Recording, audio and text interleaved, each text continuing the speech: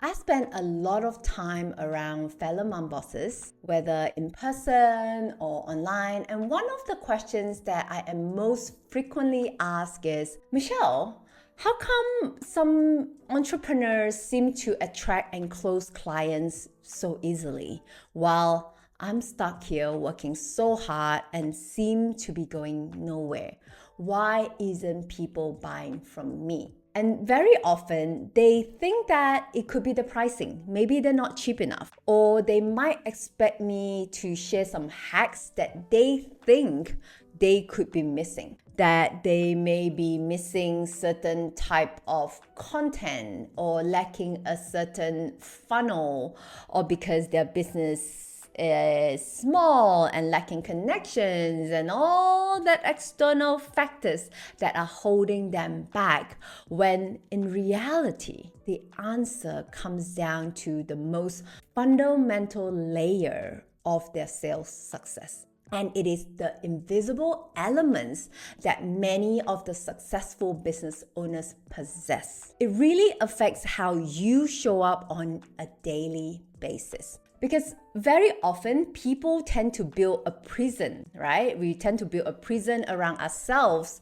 in our mind that is limiting our own performance. And worst of all, we don't even realize it because it's not something that you can see or touch. So in this video, I'm going to be covering the 5 invisible ingredients to attract more leads and improve sales. And these elements are something that I had to learn the hard way over my 14 years career in business, and that you can learn the easy way simply by watching this video. And the first unseen ingredient is that you need to live and breathe what you offer. What do I mean by that? Is that in order for people to trust you and for you to sell effortlessly, you need to be the embodiment, the personification of the transformation that you offer to your clients. You need to be a living and walking example of the reality that your solution unlocks for your clients. For example, would you buy a fitness program from someone who is clearly unfit? I mean, that's an example that's obvious, right? Visible to human eyes. And we all have this sixth sense when someone isn't quite what they say they can do. So even though outwardly some people may seem to tick all the boxes, have you ever felt that around someone that you just can't place or just doesn't feel right? Here's the thing. That's exactly what people can feel around you when you are not congruent. There are so many people who create this image or wanted to be seen as an expert. And while they may have a lot of knowledge around the topic in which they share in their business, they lack the confidence in themselves. So they lack authority. And it's something that while it is invisible to you or even your target customers, it can be felt. Because how you feel about yourself and the world around you leaks through the way you interact, right? What you say, and more importantly, how you say it. And people, they can sense it. So remember, you can't outrun your reality. Sooner or later, reality catches up. And that's also why I'm not a believer in the idea that you can just manifest becoming a millionaire just by thinking about it. Right? I think our brains are just too smart. We just can't ignore reality. Your brain knows whether you're really someone who is worthy or not. Are you really someone who does what you preach? Or is your life a representation of your authority? Because if you don't, then your brain simply won't fully believe it. And when you don't fully believe it, then how do you expect your clients to believe in you? So you can mask it off with, sometimes you have that once-off star performance on a sales call or something, but sooner or later, reality catches up. And what all of this means is that you should live and breathe what it is you offer. Even if you are in a product-based business, what does your product represent? How does it help people? So let's say you are in fashion and your fashion brand is all about supporting the artisans and it's all about sustainability. Are you living and breathing sustainability in all areas of your life? What about if you're a life coach, right? If you're a life coach who helps people up level in their career and make bold decisions, are you doing the same? Whatever it is, live and breathe what you offer. And once you live and breathe what you offer, you are, as a matter of fact, the expert. So own it. Have unwavering conviction in your expertise and the value that you bring to your clients, right? The I know I can help you type of energy, because when you have that, it's true. And that is my second invisible ingredient for you to attract more people to you. Because believe it or not, the first shift that I just talked about, that alone is not enough. There's so many people who are in fact experts, right? But sometimes they're just hiding in plain sight and will never be discovered simply because they don't have the courage to stand up and just wear the expertise on their sleeves. No courage to come up with a strong and clear value proposition for their audience. And a value proposition is achievable because of that competence that you've built up, and a value proposition that you have unwavering conviction in. So make sure that you actually allow your expertise, your solution to be reflected in a way that you are communicating to your audience, right? They are your potential clients. They are your own clients. Like in my case, I help moms start and grow their online businesses. And that's quite a transformation for a person, right? To go from zero to becoming a business owner. So think about the level of work that is required to turn that into reality. But there's a reason why I'm so comfortable and I could sit here and share all of this is because I've done over 5 businesses myself and I have helped many moms do the same. And with just a little bit of guidance and, just the mistakes that I've made in my own journey, I've turned that into actionable steps for people to take that I've seen work time and time again. And that's exactly what I mean by speaking from a position of an expert, right? To have conviction in your product, to know exactly how it takes someone from point A to point B. So when I talk to someone, I look at the person I talk to. I truly believe in their potential and that they can absolutely have whatever they desire. And in my case, is to grow a profitable business, but they don't know it yet. And all they need is some guidance. And I truly believe in my heart that they can do it and that they already have what it takes in them. It's just that they haven't realized it yet, right? I truly believe that my clients are in this caterpillar stage about to become a butterfly. So I come from a place of wanting to help them reach the potential with what I know. And again, it is this unexplainable feeling and belief that I have that often gets the other people to say yes to the sale, yes to the transformation that I can help them with, whether it is through our courses, one-on-one coaching, or agency work. And in our sales mastery, it's that spiritual level that I often talk about. And when people are moved and they can feel and see that possibilities, and when you back it up with tangible things like the steps, your unique method, how your product could help them, you can easily win them over. And it is one of humans' biggest needs is to be heard, to be seen, and to be believed in. And we can only truly help others when we have 100% conviction in our own expertise. Now, armed with these 2 unseen ingredients, you're already getting very close to what I call sales mastery, where you're attracting and closing clients more effortlessly than ever before. But remember that signing clients is only useful if you're attracting the right type of clients in the first place. So that's why ingredient number 3 is values over numbers.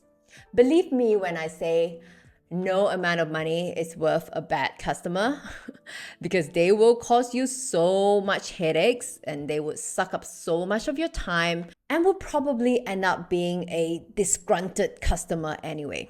So it's really not worth it, okay? No matter how much they're paying you. I mean, unless it's an insane figure that you just can't refuse, of course, right? And of course, the best way that you can avoid customer like this and attract only the best fit to your business is staying true to your values. And these are values that you can convey across your content, your sales calls, maybe your products even. Stay true to your values and you will attract the right people, even if the numbers may not support it immediately. What I mean by that? For example, when I just started my online business, I used to talk about pregnancy, babies, and motherhood, right? That was my previous business. And now that I've shifted towards talking more about making money and building businesses, I have lost many followers on social media. To this day, my business content gets way less engagements on social media than, say, my lifestyle content. But it's okay.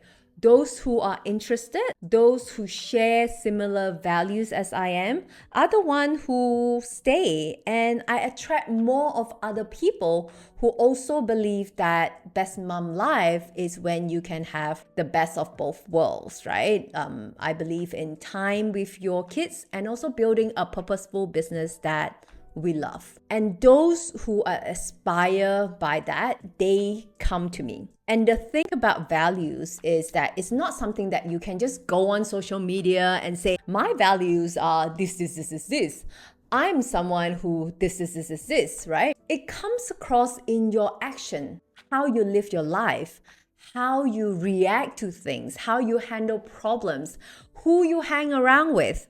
It's something that doesn't need to be stated, but it can be felt by the right people. People who has the same values and beliefs as you. So I say, embrace who you are. Embrace your quirks. You don't need to be perfect.